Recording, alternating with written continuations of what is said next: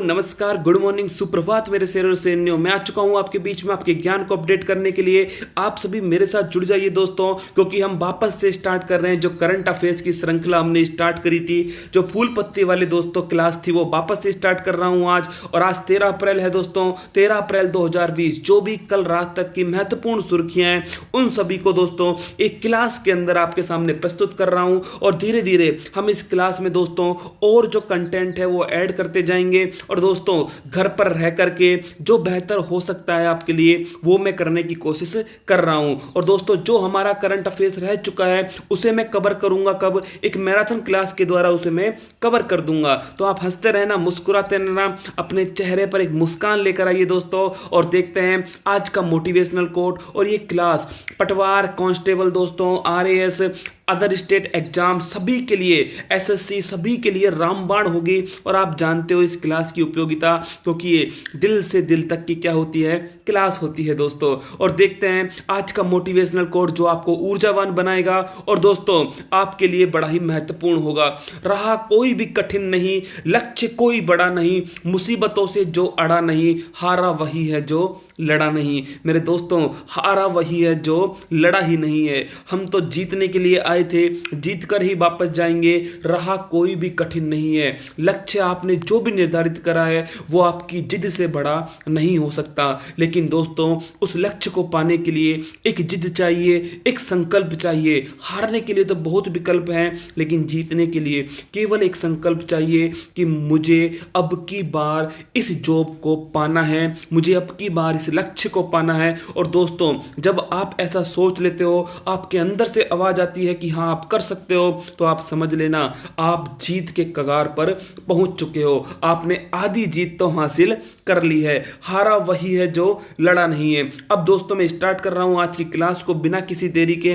कम समय में अधिक से अधिक ज्ञान आपको, अधिक से अधिक नॉलेज आपको देने के लिए दोस्तों इस क्लास में हम कोशिश करेंगे टाइम कम लगे और आपके पास अधिक से अधिक नॉलेज आ जाए। तो आप नोटबुक पेन उठा लीजिएगा, क्योंकि दोस्तों फूल पत्ती वाली क्लास का हर सवाल आपके एग्जाम की दृष्टि से क्या होगा, अति महत्वपूर्ण होगा।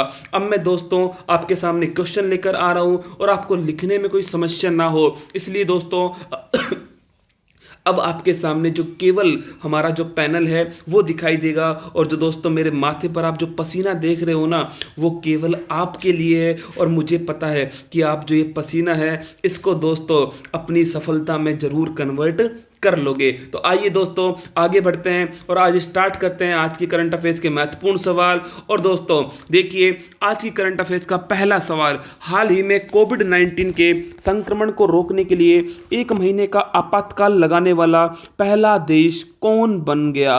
तो मेरे प्यारे साथियों कौन बना है पहला देश? तो पहला देश बना है जापान। कौन बना है? जापान बना है। और आप जानते हो जापान के जो वर्तमान में प्रधानमंत्री हैं वो हैं शिंजो अबे। कौन है दोस्तों? शिंजो अबे हैं। तो पहला क्वेश्चन तो हो गया कि जापान के प्रधानमंत्री कौन है? शिंजो अबे हैं। जापान की राजधानी क्या है? जापान की राजधानी है टोक्यो। क्या है दोस्तों? जापान की राजधानी है टोक्यो। और जापान को हम क्या बोलते हैं? निप्पन भी कहते हैं। क्या कहते हैं प्यारे साथियों? निप्पन भी कहते हैं। देखिए वर्तमान समय में केवल एक ही चीज चर्चा में है और वो है कोविड-19। तो इस समय हम किस प्रकार समय का सदुपयोग कर सकते हैं? तो दोस्तों स्टैटिक वाले पोर्शन को मजबूत करते जाइए। अब देखिए इसमें करंट का क्वेश्चन तो यही है कि कोविड-19 के संक्रमण को रोकने के लिए 1 महीने का आपातकाल लगाने वाला पहला देश कौन बना है? जापान बना है। कोविड-19 आप जानते हो कोरोना वायरस डिजीज है और ये नाम जो है वो WHO ने रखा था।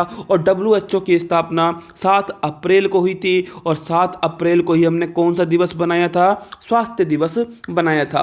अब देखिए दोस्तों जापान की राजधानी क्या है? टोक्यो है। और यहाँ पर 24 जुलाई से ओलंपिक होने वाले थे, जिन्हें 2021 में कर दिया है ट्रांसफर। अगला क्वेश्चन दोस्तों, जापान में 1 महीने का आपातकाल लगाया गया है और भारत के अंदर 3 तरह की इमरजेंसी है अनुच्छेद 352 में। तो दोस्तों अनुच्छेद 352 में है राष्ट्रीय आपात, जो कि पूरे भारत में लगता है। इसके बाद है अनुच्छेद 356, इसमें है राष्ट्रपति शासन, जो किसी राज्य या किसी क्षेत्र विशेष में लगता है। और दोस्तों इसके बाद जो वर्तमान में चर्चा का विषय है वो है अनुच्छेद 360 वित्तीय आपात, जो आज तक कहीं नहीं लगा है। तो मेरे दोस्तों ये 3 आपात की व्यवस्था हमारे संविधान में भी की गई है। तो आंसर हो गया इसका जापान। और जापान को क्या बोलते हैं? निप्पन कहते हैं। और मेरे दोस्तों जापान को ही बोलते हैं सुकुमारों का देश। क्या बोलते हैं? सुकुमारों का देश, सूर्य उदय का देश। क्या बोलते हैं? सूर्य उदय का देश। और जापान का सबसे बड़ा जो द्वीप है दोस्तों वो है होन्शु द्वीप। कौन सा द्वीप है? होन्शु द्वीप है। और जापान की जो मुद्रा है वो है प्यारे साथियों येन। क्या है? येन यहाँ की मुद्रा है। ये तो हो गई जापान की सारी जानकारी। अब भाई लोगों अब बात करते हैं किसकी? चाइना की। ये जो चाइना है दोस्तों इसकी राजधानी क्या है? बीजिंग है। स्पेन आप जानते हो मैड्रिड इसकी राजधानी है। और विश्व का चौधरी अमेरिका, इसकी राजधानी है वॉशिंगटन डीसी। और यहाँ के जो राष्ट्रपति हैं वो है पेट्रोल पंप। और दोस्तों इससे पहले कौन थे? ओबामा सुदामा। कौन थे? सुदामा भाई साहब थे। अगला क्वेश्चन देखिए, क्वेश्चन नंबर 2 क्या कह रहा है? क्वेश्चन नंबर 2 है कि हाल ही में जारी फीफा रैंकिंग में भारत का कौन सा स्थान है? मेरे प्यारे साथियों भारत का स्थान है 108। भारत मात्र कौन से स्थान पर है? 108 स्थान पर है। अब करते हैं क्वेश्चन का पोस्टमार्टम भाई लोगों। पहला पॉइंट तो देखिए, ये जो वर्ड है फीफा, क्या वर्ड है? फीफा वर्ड है। पहली तो इसकी फुल फॉर्म आनी चाहिए। तो इसकी फुल फॉर्म क्या होती है? इसकी फुल फॉर्म होती है इंटरनेशनल। क्या है दोस्तों? इंटरनेशनल। हाँ मेरे प्यारे साथियों साथ के साथ लिख लीजिए, आपका भला हो जाएगा, आपका सिलेक्शन हो जाएगा, आपके माँ बाप का सपना पूरा हो जाएगा। क्योंकि ये जो सवाल मैं आपको बता रहा हूँ कुछ हटके बता रहा हूँ दोस्तों, जो कि कोरोना वायरस से थोड़ा सा हटके सवाल है, आने की संभावना एग्जाम के अंदर होती है। तो इंटरनेशनल दोस्तों, इंटरनेशनल फेडरेशन क्या फुल फॉर्म है? इंटरनेशनल फेडरेशन ऑफ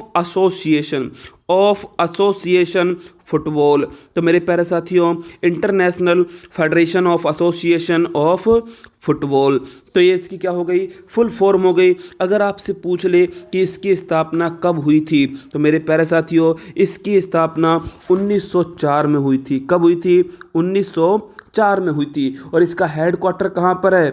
इसका हेडक्वार्टर है ज्यूरिख के अंदर। कहाँ पर है? ज्यूरिख के अंदर। और मेरे भाई लोगों ये ज्यूरिख कहाँ पर है? ये है स्विट्जरलैंड में। कहाँ पर है? स्विट्जरलैंड के अंदर स्थित है। और वर्तमान में इसके अध्यक्ष कौन है? तो इसके अध्यक्ष है इन्फेंटिनो। क्या नाम है? इन्फेंटिनो। तो देखिए फीफा की full form international federation of association football है। 1904 में इसकी स्थापना होती है। ज्यूरिख में इसका हेडक्वार्टर है और इन्फेंटिनो क्या है? इसके हेड हैं। अब आते हैं दोस्तों हमारे सवाल के ऊपर। सवाल क्या कह रहा है कि भाई भारत का स्थान कौन सा है? तो 108। अब आप मुझसे पूछोगे पहला स्थान किसका है? तो पहला स्थान है दोस्तों बेल्जियम का। किसका है? बेल्जियम का पहला स्थान है। और दूसरा स्थान किसका है? दूसरा स्थान है फ्रांस का। किसका है?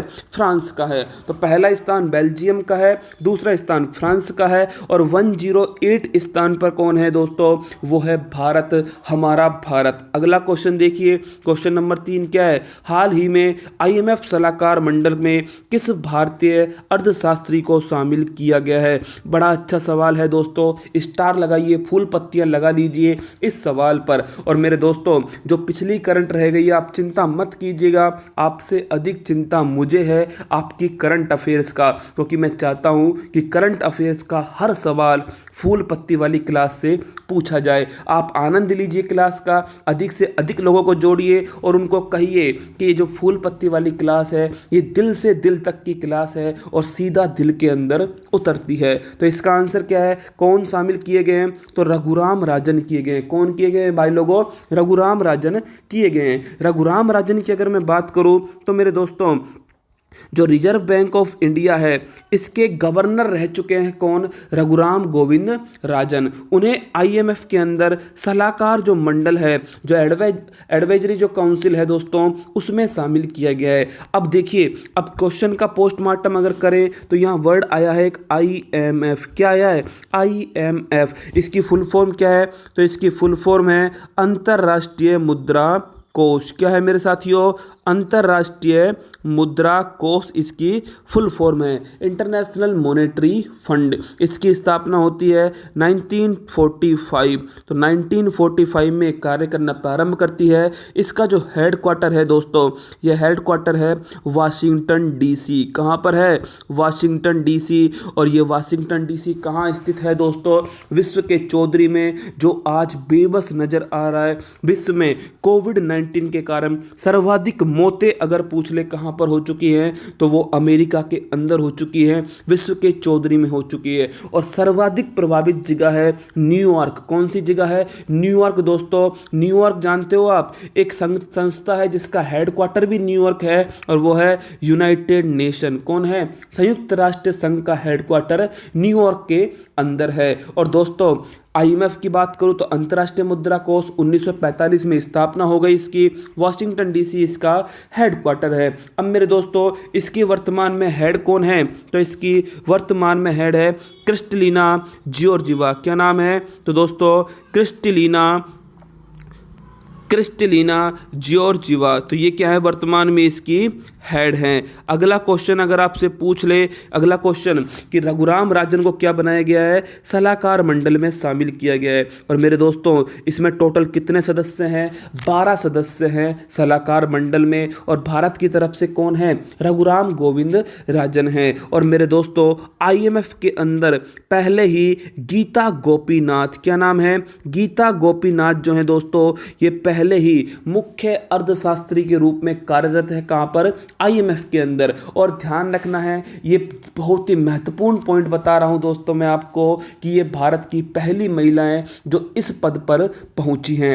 आइए आगे बढ़ते हैं। शक्तिकांत दास आप जानते हो दोस्तों, वर्तमान में भाई लोगों जो रिजर्व बैंक ऑफ इंडिया है, जो बैंकों का बैंक है, सरकार का बैंक है, उसका जो गवर्नर है वर्तमान में वो कौन है? ये शक्तिकांत भाई साहब है। कौन है? शक्तिकांत।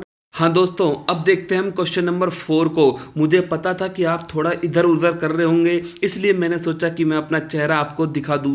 मेरे प्यारे साथियों देखिए, क्वेश्चन नंबर 4 बड़ा महत्वपूर्ण है। हाल ही में G20 देशों के ऊर्जा मंत्रियों की विशेष वर्चुअल बैठक किस देश की अध्यक्षता में आयोजित की गई है? बड़ा अच्छा सवाल है दोस्तों। जो G20 जो संगठन है, इसकी जो ऊर्जा मंत्री हैं, इनकी एक वर्चुअल बैठक हुई है। और इस देश की अध्यक्षता किसने की है? तो मेरे प्यारे साथियों, जो इसका जो आंसर है वो आंसर क्या है? इसका आंसर है सऊदी अरब। किसने की है? सऊदी अरब ने की है। अब आप बात को समझिएगा मेरी को, कि मैं आपसे क्या कहना चाह रहा हूं। दोस्तों स्क्रीन पर फोकस कीजिएगा, हंसते रहिएगा, मुस्कुराते रहिएगा, और अपनी नोटबुक पेन उठा लीजिए दोस्तों, क्योंकि हम लक्ष्य को अब की बार भेद कर रहेंगे। मैं सारथी आपका और आप मेरे अर्जुन। तो आइए दोस्तों अब बढ़ते हैं क्वेश्चन नंबर 4 के एक्सप्लेनेशन की तरफ। पहली बात तो एक संगठन आया है जिसका नाम है G20। क्या नाम है? G20 नाम है।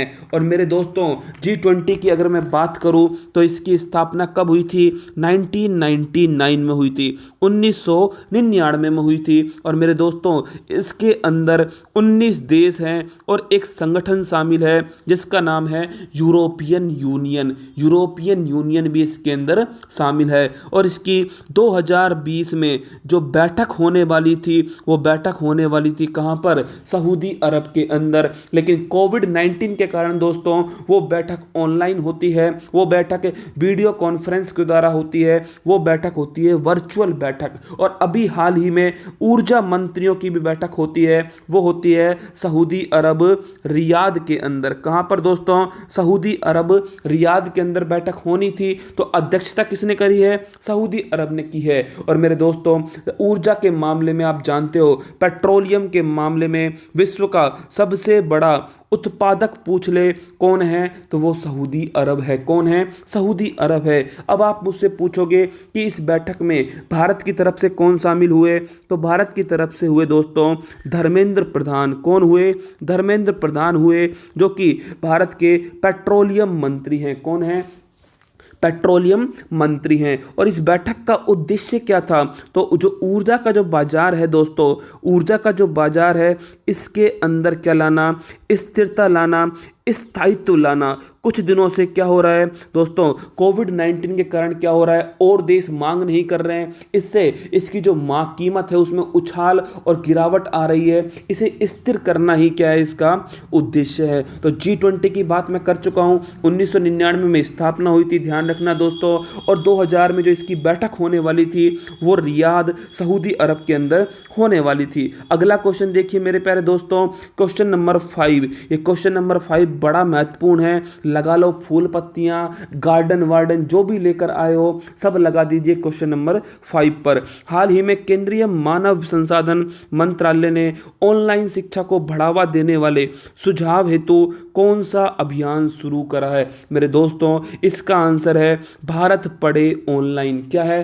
भारत पढ़े ऑनलाइन। जो आप कर रहे हो दोस्तों वही क्या है? वही है भारत पढ़े ऑनलाइन। मतलब कि किसने स्टार्ट करा है? तो पहला पॉइंट तो मानव संसाधन विकास मंत्री ने। और आपको पता है दोस्तों, एक चुटकी सिंदूर की कीमत तुम क्या जानो रमेश बाबू। तुम क्या जानो दोस्तों? रमेश बाबू। और रमेश बाबू कैसे बना होगा? रमेश बाबू बना होगा दोस्तों पढ़ करके, शिक्षा ग्रहण करके। तो हमारे जो मानव संसाधन विकास मंत्री हैं या फिर हमारे जो शिक्षा मंत्री हैं वो कौन है? रमेश पोखरियाल निशंक है। और मेरे दोस्तों घर के अंदर रहना, वरना जो बाबू है वो बाबू लाल हो जाएगा। क्या हो जाएगा? बाबू लाल हो जाएगा। अगला क्वेश्चन देखिए दोस्तों, इसका उद्देश्य क्या है? तो इसका उद्देश्य है कि ऑनलाइन शिक्षा को बढ़ावा देने के लिए आप अपने सुझाव दे सकते हो इस अभियान के द्वारा। और ये अभियान कहां से स्टार्ट हुआ है? हाँ दोस्तों, मफलर मैन के यहां से, दिल्ली से। कहां से? मफलर मैन दिल्ली से स्टार्ट हुआ है। और दोस्तों लॉकडाउन के समय शिक्षा को कैसे बढ़ावा दिया जाए, शिक्षा को कैसे जारी रखा जाए, जब दोस्तों ऑफलाइन कक्षाएं नहीं हो रही हैं, तो उस समय एक स्टूडेंट किस प्रकार अपनी एजुकेशन को जारी रख सके, कुछ नया सीख सके, वो संभव है दोस्तों ऑनलाइन प्लेटफॉर्म के द्वारा। तो लॉकडाउन के समय शिक्षा को जारी रखने के लिए सुझाव आप दे सकते हो। वो सुझाव आप कहां पर दोगे? भारत पढ़े ऑनलाइन अभियान के द्वारा। अगला क्वेश्चन देखिए दोस्तों, क्वेश्चन नंबर 6 क्या कह रहा है? हाल ही में किस भारतीय प्रौद्योगिकी संस्थान द्वारा संक्रामक रोगों से बचाव हेतु फुल बॉडी सैनिटाइजेशन डिवाइस विकसित किया है? मेरे दोस्तों वर्तमान समय है किसका? वर्तमान समय है कोविड-19 का। आप जानते हो कोरोना वायरस डिजीज 2019। और मेरे दोस्तों इससे बचाव के 2 उपाय हैं। एक है सोशल डिस्टेंसिंग। क्या है? Social distancing. और दूसरा है दोस्तों सैनिटाइजिंग। क्या है? सैनिटाइजिंग। अब देखिए सोशल डिस्टेंसिंग के लिए हमने क्या कर दिया? लॉकडाउन कर दिया। सभी हमने क्या कर दिया? थाम दिया पूरे भारत को और पूरे विश्व को। जिस देश ने लॉकडाउन समय पर नहीं किया वहां पर भयानक परिणाम आप देख रहे हैं दोस्तों। अमेरिका, इटली, स्पेन, फ्रांस, ये सभी जो विश्व के चौधरी थे ना, आज दोस्तों बेबस नजर आ रहे हैं एक वायरस के सामने। अगला क्वेश्चन देखिए, भारत ने समय पर लॉकडाउन किया है और दोस्तों भारत क्या करेगा? आगे भी इस लॉकडाउन को बढ़ाएगा, क्योंकि हमें कोविड-19 को जड़ से समाप्त करना है। कोविड-19 भी भारत के अंदर ही हारेगा। अगला क्वेश्चन देखिए दोस्तों, इसका आंसर क्या है? तो फुल बॉडी सैनिटाइजेशन डिवाइस किसने डेवलप किया है? तो ये किया है IIT BHU। ये BHU क्या है? तो BHU है बनारस हिंदू यूनिवर्सिटी। क्या है दोस्तों? बनारस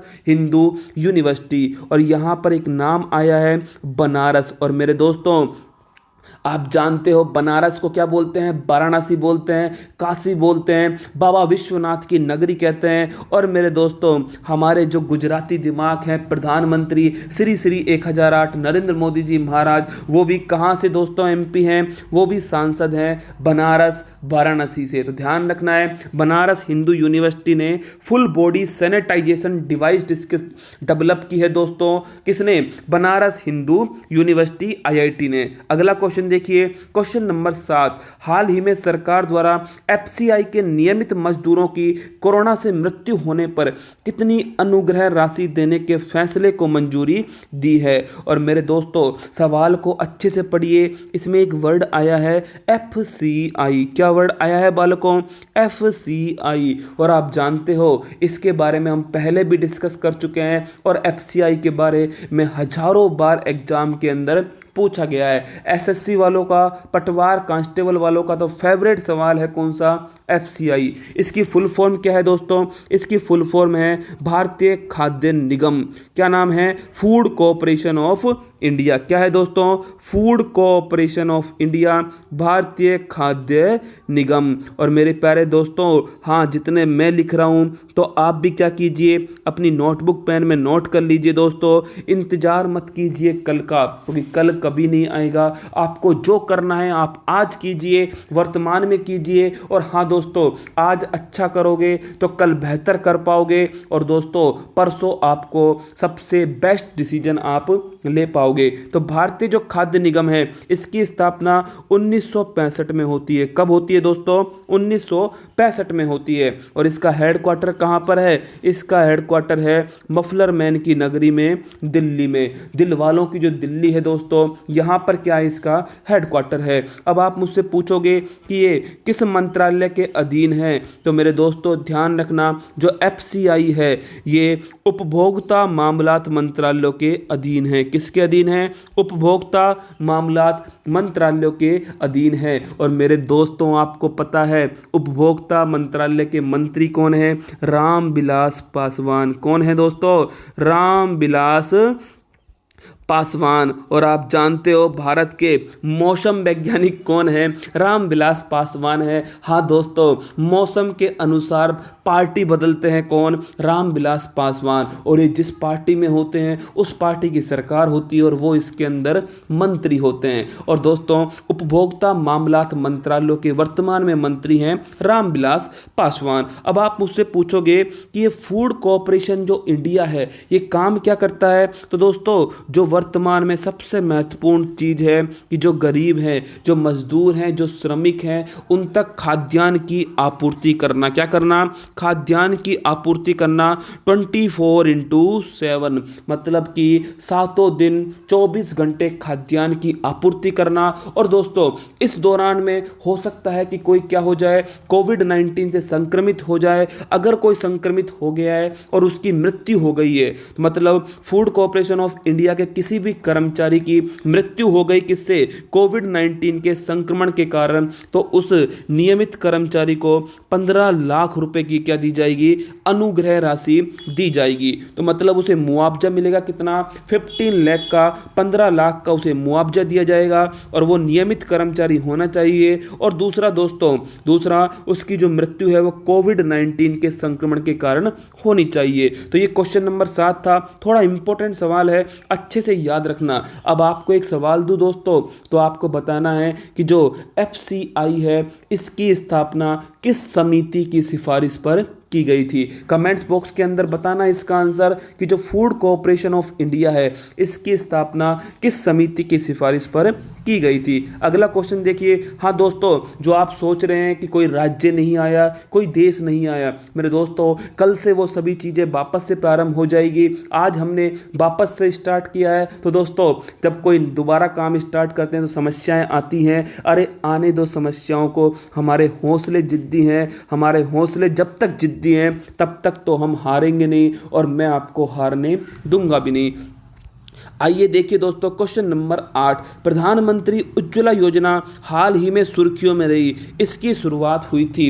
अरे बाद में पढ़ेंगे इसकी शुरुआत कब हुई थी, पहले आप मुझे ये बताइए कि ये सुर्खियों में क्यों रही, क्यों पढ़ा रहे हो सर करंट अफेयर्स में। तो मेरे दोस्तों आपको पता है कि अभी सरकार ने ऐलान किया है कि कोविड-19 के दौरान 3 महीने के लिए एलपीजी सिलेंडर क्या दिए जाएंगे, फ्री में दिए जाएंगे एलपीजी सिलेंडर। तो दोस्तों इस कारण से चर्चा में रही कौन सी योजना, प्रधानमंत्री उज्ज्वला योजना। इसकी शुरुआत कब हुई, तो इसकी शुरुआत होती है 1 मई 2016 को। और कहां से होती है बालकों, बलिया उत्तर प्रदेश। तो मेरे शेरनियों कहां से होती है, बलिया उत्तर प्रदेश से प्रारंभ होता है 1 मई 2016 को। अब आप कहोगे कि 1 मई क्यों, तो मेरे दोस्तों 1 मई को बनाते हैं हम क्या, श्रमिक दिवस। कौन सा दिवस बनाते हैं दोस्तों, हाँ श्रमिक दिवस, मजदूर दिवस जो है वो कब बनता है, हाँ वो बनता है 1 मई को।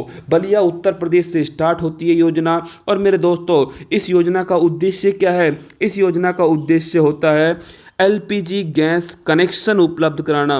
प्यारे साथियों सिलेंडर उपलब्ध नहीं कराए जाएंगे, जो एलपीजी के जो सिलेंडर हैं उनके जो कनेक्शन हैं, ये कनेक्शन आपको मुफ्त उपलब्ध कराए जाएंगे। तो एलपीजी गैस कनेक्शन उपलब्ध कराना ही क्या है इसका मुख्य उद्देश्य है। अब भाई लोगों ये एलपीजी क्या होती है, यह है लिक्विडफाइड पेट्रोलियम गैस। क्या है, लिक्विडफाइड पेट्रोलियम गैस। और ध्यान रखना ये भारी होती है, ज्वलनशील होती है, इसलिए इसका अगर रिसाव हो रहा है उसे बताने के लिए इसमें मिलाते हैं मरकैप्टोन। क्या मिलाते हैं भाई लोगों, मरकैप्टोन इसके अंदर मिलाते हैं, जिससे पता लग जाए कि इसका रिसाव हो रहा है। अगला क्वेश्चन देखिए, इसका उद्देश्य क्या था योजना का, तो एक तो प्रदूषण कम करना, जो लकड़ी जलाई जा रही थी, जो कोयला हो रहा था दोस्तों, इसका प्रदूषण कम करना उद्देश्य है। और दूसरा महिला का स्वास्थ्य बेहतर करना। ध्यान रखना अगर एक महिला का स्वास्थ्य बेहतर होता है तो दोस्तों पूरे परिवार का स्वास्थ्य क्या होता है, बेहतर होता है। तो ध्यान रखना महिला का स्वास्थ्य बेहतर करना, महिला का एम्पावरमेंट करना, महिला को मजबूत करना, प्रदूषण को कम करना, यह उद्देश्य तक इसका प्रधानमंत्री उज्ज्वला योजना का। और वर्तमान में कितना टारगेट रखा गया है, तो दोस्तों वर्तमान में टारगेट हो गया है 10 करोड़ मुफ्त एलपीजी कनेक्शन उपलब्ध कराना। याद रखना जब योजना प्रारंभ हुई थी तब 5 करोड़ था, फिर बाद में इसको बजट में 8 करोड़ कर दिया और वर्तमान में कितना है, वर्तमान में 10 करोड़ है। अच्छा सवाल है, नोट कर लो दोस्तों, क्लास को 2 बार सुनना, 4 बार सुनना और हो सके तो क्लास को क्लास में याद कर लेना। आइए दोस्तों आगे बढ़ते हैं क्वेश्चन नंबर 9 की तरफ और देखते हैं क्वेश्चन नंबर 9 क्या कह रहा है।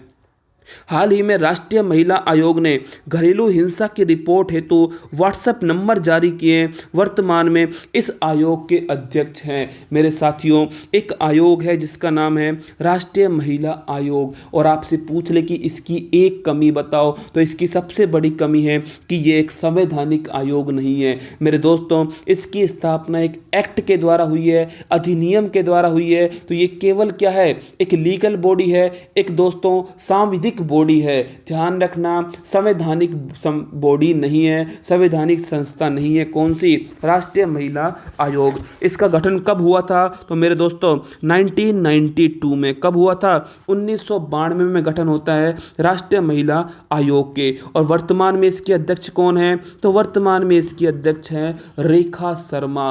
और मेरे दोस्तों रेखा से आपको हाँ एक एक्ट्रेस और याद आई होंगी। मुझे उम्मीद है कि आप बॉलीवुड में अच्छे से जानकारी रख रहे हैं और वर्तमान में तो आप महाभारत, रामायण और साथ में किसको, हाँ मूवीज पर फोकस कर रहे होंगे दोस्तों। बिल्कुल कीजिए, अच्छी बात है। शोले देखिए दोस्तों, लेकिन साथ में सोने के साथ में दोस्तों थोड़ी बहुत पढ़ाई कीजिए। सुबह फूल पत्ती वाली क्लास ले लीजिए, इससे संबंधित जो मैं आपको स्टैटिक वाला पोर्शन करा रहा हूँ इसको करते जाइए। और दोस्तों बिल्कुल लॉकडाउन में घर पे रहना है, सतर्क रहना है, कोविड-19 को हराना है और परीक्षा को भी हराना है। तो आंसर हो गया इसका रेखा शर्मा। अब आपसे पूछ ले कि इसकी पहली अध्यक्ष कौन थी, तो इसकी पहली अध्यक्ष थी जयंती पटनायक। अच्छा सवाल है कि पहली अध्यक्ष कौन थी? जयंती पटनायक इसकी पहली अध्यक्ष थी। दूसरा क्वेश्चन दोस्तों, घरेलू हिंसा, जो डोमेस्टिक वायलेंस होता है, घरेलू हिंसा होती है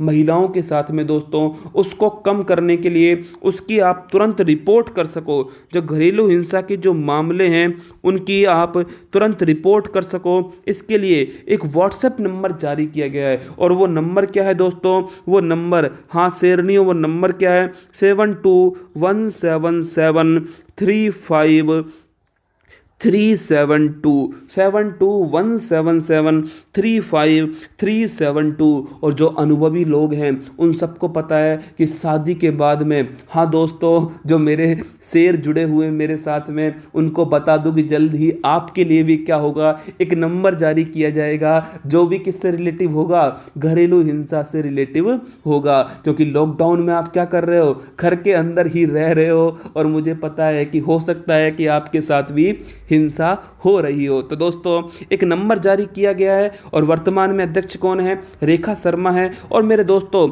महिला और बाल विकास मंत्रालय वर्तमान में किसके अधीन है? तो वो है स्मृति ईरानी के अधीन। किसके अधीन है? स्मृति ईरानी के अधीन, जिन्होंने दोस्तों भारत के सबसे बुद्धिमान व्यक्ति राहुल गांधी को चुनाव में हराया था। अगला क्वेश्चन देखिए, क्वेश्चन नंबर 10, हाल ही में किस समुदाय द्वारा ईस्टर पर्व का आयोजन किया गया है? एक बड़ा ही रोचक फैक्ट बताऊंगा दोस्तों ईस्टर पर्व के अंदर आपको। तो पहली बात तो वो समुदाय कौन सा है? वो समुदाय है दोस्तों ईसाई समुदाय। कौन सा समुदाय है? ईसाई समुदाय है। और ये पर्व कब बनाया गया? 12 तारीख को बनाया गया। तो 12 अप्रैल को बनाया गया मेरे प्यारे साथियों। कौन सा? ईस्टर पर्व बनाया गया 12 अप्रैल को। इस दिन हुआ क्या था? ऐसा कहते हैं कि इस दिन जब ईसा मसीह की, जब दोस्तों सूली पर लटकाया गया था ईसा मसीह को, तो वो वापस से 2 दिन बाद जिंदा हुए थे। वापस से 2 दिन बाद जो जिंदा हुए थे दोस्तों, ये जिंदा हुए थे किस दिन?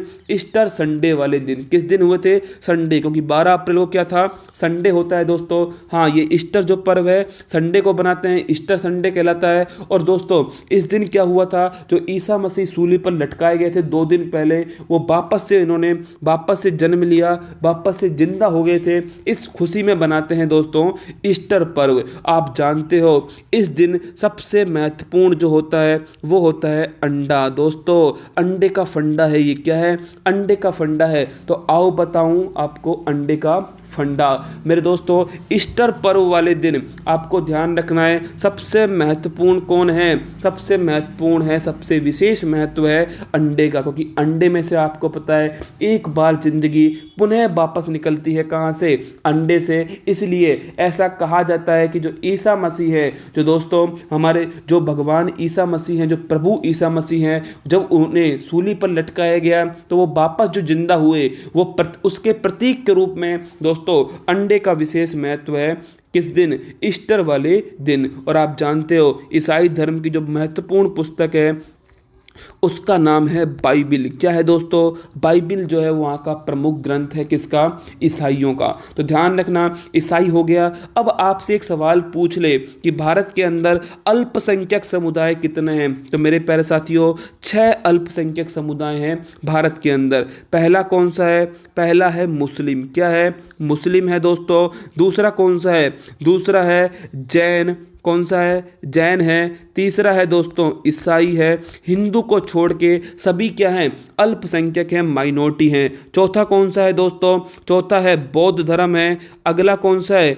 अगला है प्यारे साथियों सिख धर्म। कौन सा धर्म है? सिख धर्म है। और जो लास्ट है 6 नंबर का है साथियों, वो 6 क्या है? वो 6 है आपका, ध्यान रखना है आपको, मुस्लिम हो गया, जैन हो गया, ईसाई हो गया, बौद्ध हो गया, सिख हो गया और पारसी। तो छठा कौन सा है? पारसी हो गया। और मेरे दोस्तों ध्यान रखना, सबसे लेटेस्ट कौन सा है? सबसे नवीनतम है जैन। सबसे बड़ा कौन सा है? सबसे बड़ा है मुस्लिम अल्पसंख्यक समुदाय। तो सबसे बड़ा अल्पसंख्यक समुदाय है मुस्लिम अल्पसंख्यक समुदाय। सबसे लेटेस्ट कौन सा है? जैन है। और सबसे शिक्षित कौन सा है? तो वो है ईसाई समुदाय। कौन सा समुदाय है? ईसाई समुदाय। और सबसे सबसे कम ग्रोथ रेट पूछ ले किसके अंदर है, सबसे कम पॉपुलेशन वृद्धि दर, पॉपुलेशन जनसंख्या में सबसे अधिक वृद्धि किस में हुई है, सबसे कम वृद्धि किसके अंदर हुई है, तो वो है पारसी समुदाय। दोस्तों इसीलिए पारसी समुदाय में जनसंख्या को बढ़ावा देने के लिए जियो पारसी अभियान चलाया जा रहा है। कौन सा?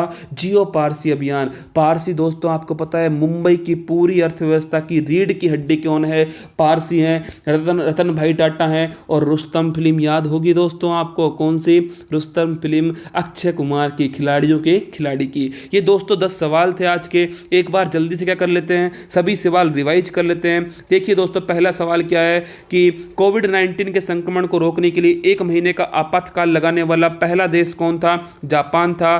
फीफा रैंकिंग में भारत का स्थान 108 है। आईएमएफ सलाहकार मंडल में भारतीय अर्थशास्त्री रघुराम राजन को शामिल किया गया है। G20 के ऊर्जा मंत्री की विशेष वर्चुअल बैठक किस देश की अध्यक्षता में आयोजित की गई? तो सऊदी अरब की अध्यक्षता में की गई। मानव संसाधन विकास मंत्रालय ने ऑनलाइन शिक्षा को बढ़ावा देने वाले सुझाव हेतु कौन सा अभियान शुरू किया है? भारत पढ़े ऑनलाइन अभियान शुरू किया है। किस भारतीय प्रौद्योगिकी संस्थान द्वारा संक्रामक रोगों से बचाव हेतु फुल बॉडी सैनिटाइजेशन डिवाइस विकसित की गई? तो वो है IIT BHU के द्वारा। सरकार द्वारा FCI के नियमित मजदूरों की कोरोना से मृत्यु होने पर कितनी अनुग्रह राशि देने का फैसला को मंजूरी मिली है? तो 15 लाख रुपए। अगला है उज्ज्वला योजना सुर्खियों में रही है। शुरुआत हुई 1 मई 2016 को।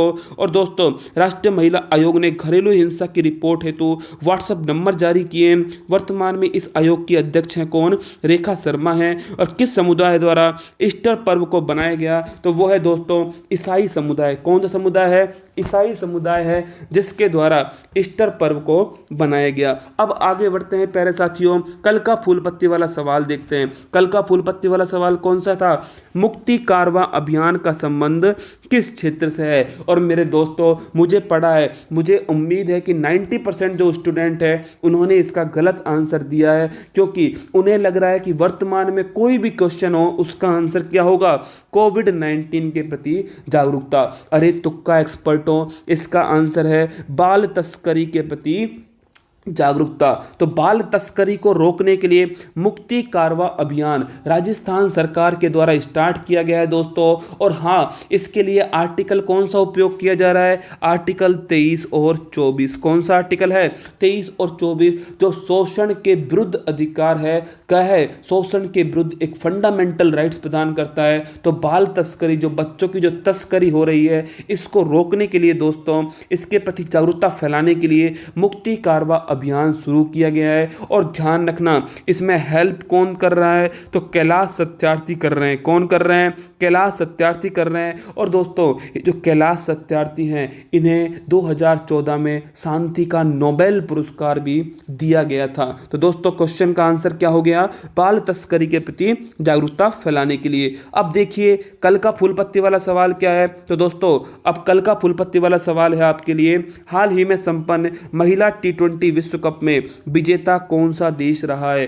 Bharat, Australia, England, Bangladesh. आपको बताना है इसका सही आंसर क्या है। और दोस्तों इससे संबंधित जो और जानकारी है वो आपको शेयर करनी है। मेरे प्यारे साथियों धीरे धीरे इसके अंदर और कंटेंट ऐड कर दूंगा, लेकिन बताइए जो पुनः हमने एक शुरुआत की है, घर से दोस्तों क्लास लेना थोड़ा समस्या होती है, क्योंकि यहाँ पर पैनल नहीं है दोस्तों। पैनल के समान दोस्तों करंट कंटेंट नहीं है हमारे पास। और साथ में आप समझिए कि इंटरनेट इशू है, लेकिन फिर भी राजू डी टीम दोस्तों आपके लिए लगी हुई है, क्योंकि आप ही तो इस क्लास की क्या है, जान है। आपकी मुस्कान बहुत ज़रूरी है इस क्लास के लिए। तो दोस्तों हंसते रहना, मुस्कुराते रहना, अपनी तैयारी को मजबूत करते रहना। और एक बात अच्छे से याद रखना दोस्तों कि हाँ, चाहे फूल पत्ती वाली क्लास दोस्तों किसी प्रकार आपको जिस प्रकार आगे लेकर जा रही है, आप उसी प्रकार आगे बढ़ते जाइए। मैं फिर मिलूंगा कल एक नई ऊर्जा के साथ, कुछ नए क्वेश्चंस के साथ। और दोस्तों आपका जो करंट अफेयर्स है उसको मजबूत करने के लिए मैं कुमार गौरव हमेशा आपके बीच में रहूंगा। करंट अफेयर्स आपकी उंगलियों पर नाचना चाहिए, यही मेरा एकमात्र उद्देश्य है। हंसते रहना, मुस्कुराते रहना, अपनी तैयारी को मजबूत करते रहना, महिला, बच्चे, सैनिकों और किसानों का सम्मान करना। जय हिंद। थैंक यू दोस्तों।